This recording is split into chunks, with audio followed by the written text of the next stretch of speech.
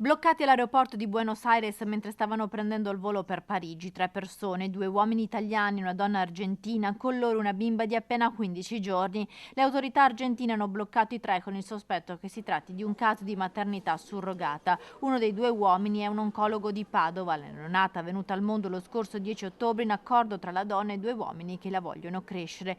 La notizia è stata riportata dal quotidiano argentino La Nación, che parla anche del compenso che la 28enne avrebbe ricevuto dai 2 italiani, ovvero 6 milioni di pesos equivalenti a 5.500 euro.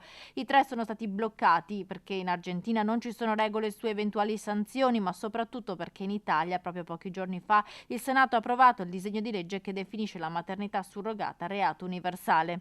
Il sospetto delle autorità argentine è che dietro a questo caso ci sia un'organizzazione che avrebbe sfruttato la donna trattenendo gran parte della somma pagata dai 2 italiani e concedendo alla 28enne solo una piccola cifra. Anche la Farnesina sta seguendo il caso.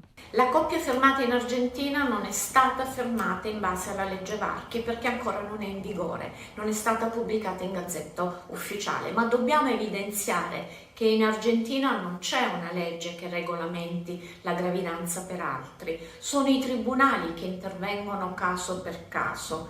Questo evidenzia la necessità di leggi che garantiscono i diritti di tutti i soggetti coinvolti e in questo momento non conosciamo i motivi per cui quella coppia è stata fermata. La madre della bambina sarebbe stata contattata su un gruppo Facebook, lo avrebbe detto proprio la donna, che inoltre ha raccontato che quando aveva 18 anni aveva già donato gli ovuli, così come altre ragazze del suo quartiere nella città di Rosario che partecipavano a trattamenti del genere in cambio di denaro.